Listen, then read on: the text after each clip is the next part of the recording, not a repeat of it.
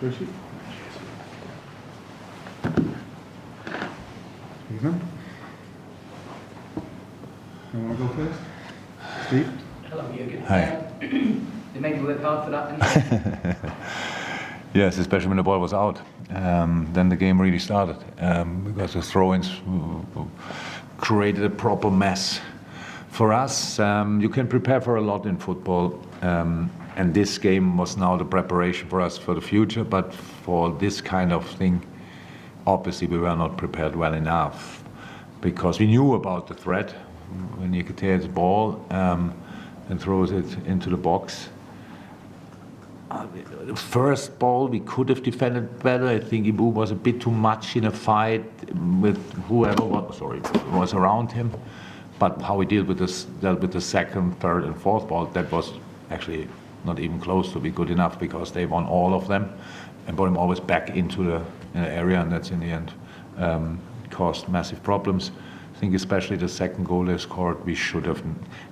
As a player who is not directly involved, you need to read the situation better because you cannot.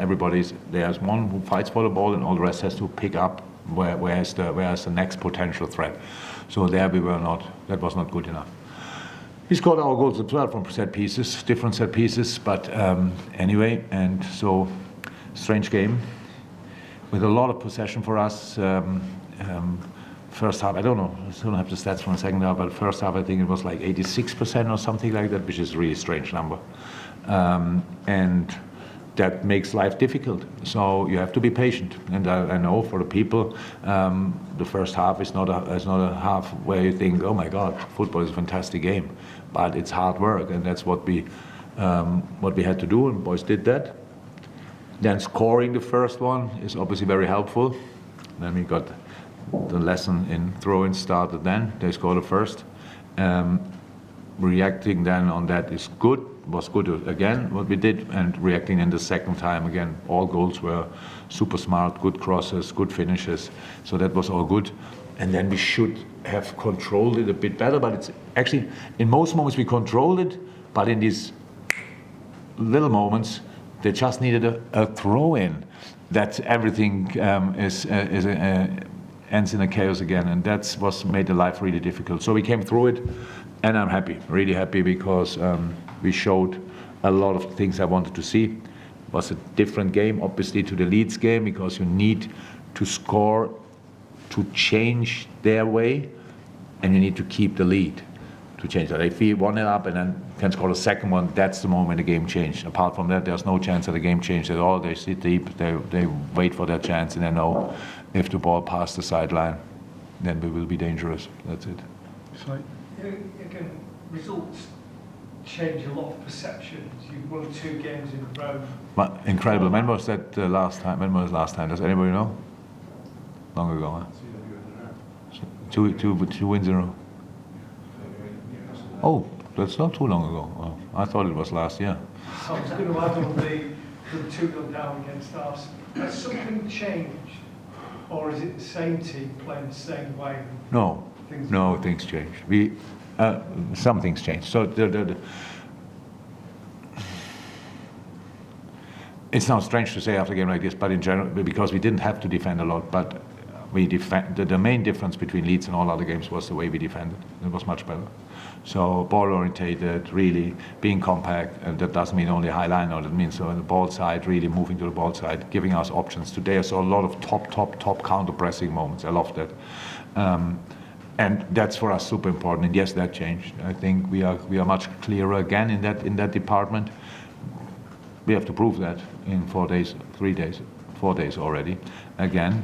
But it feels like it changed, for us at least, that it changed. And if you are solid, and not only solid, but really good and aggressive and positive in defending, then you can build on that.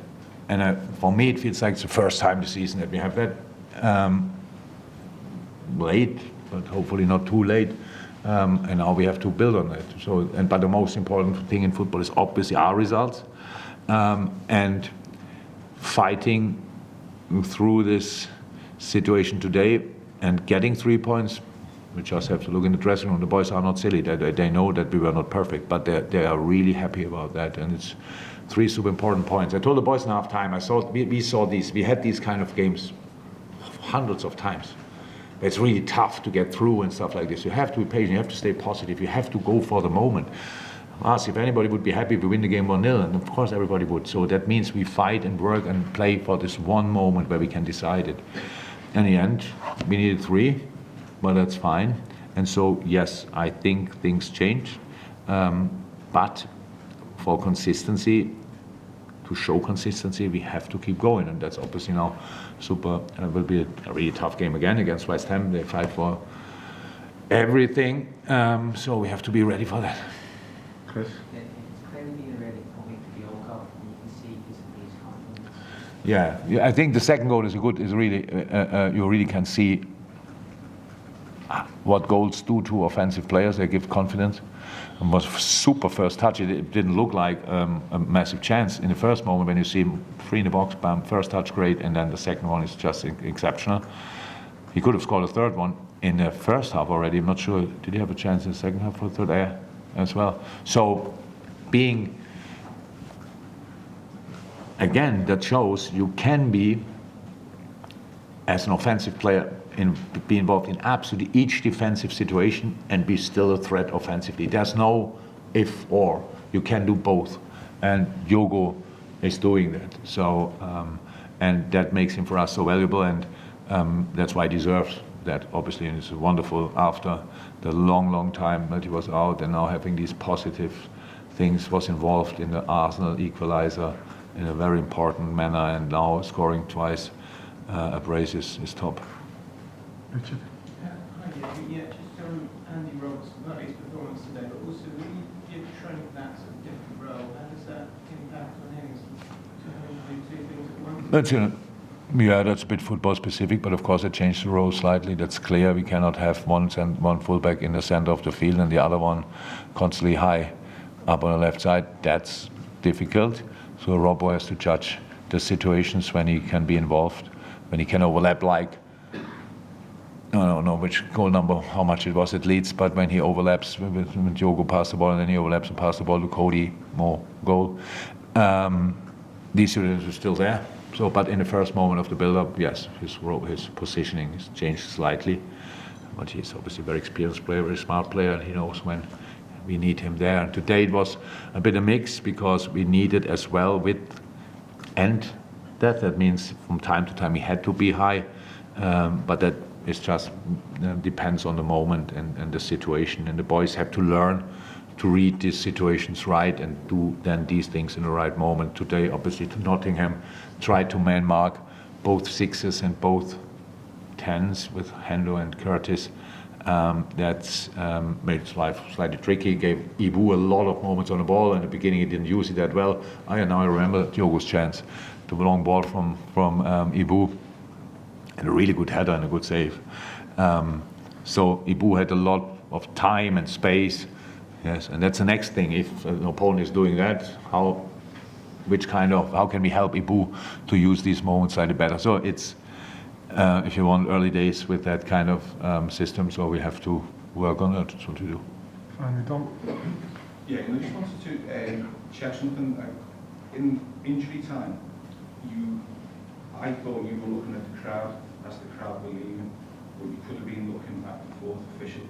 I didn't know which was which. I just wanted to. And I don't remember it.